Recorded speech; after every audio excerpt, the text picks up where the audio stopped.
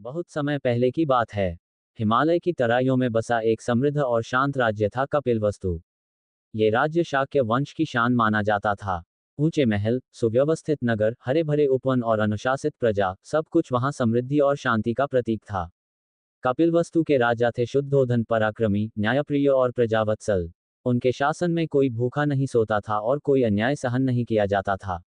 परंतु इतने वैभव और शक्ति के बाद भी राजा के हृदय में एक सूना स्थान था। उनके वंश का कोई उत्तराधिकारी नहीं था।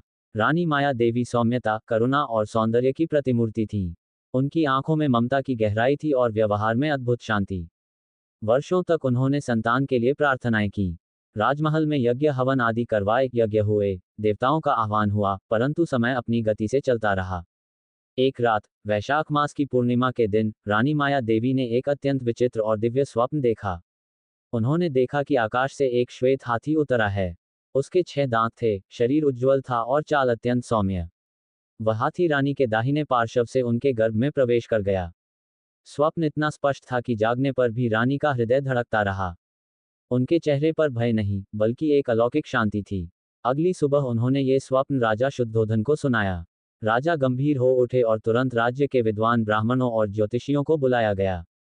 विद्वानों ने स्वप्न का अर्थ बताया। महाराज, ये साधारण स्वप्न नहीं है। रानी के गर्भ में कोई महान आत्मा आने वाली है। यह बालक या तो चक्रवर्ती सम्राट बनेगा, जो पूरे विश्व पर धर्मपूर्वक शासन करेगा, या फिर सब कुछ त्याग कर महान तपस्वी और विश्वगुरु बनेगा। ये सुनकर राजमहल में आनंद की लहर दौड़ गई। राजा शुद्धोधन प्रसन्न तो हुए, पर भीतर कहीं एक भय भी जागा। यदि मेरा पुत्र सब कुछ त्याग कर चला गया तो?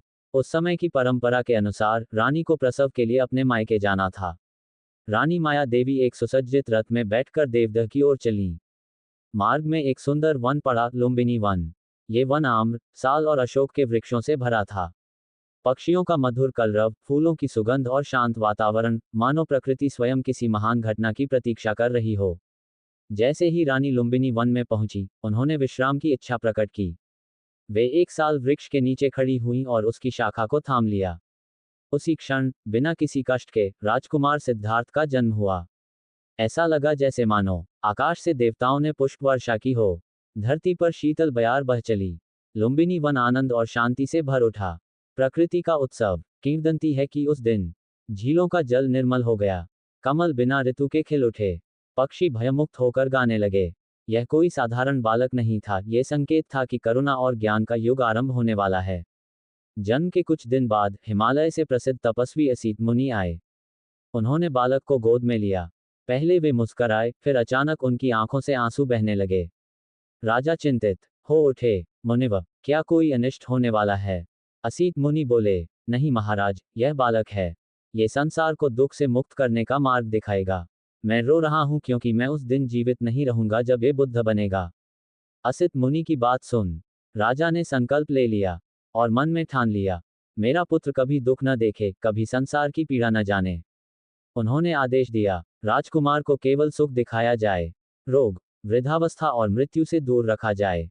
महल के भीतर ही सर्वोत्तम शिक्षा और ऐश्वर्य दिया जाए। अगला पार्ट देखने के लिए बने रहे, जल्द ही आएगा। और चैनल को सब्सक्राइब करें।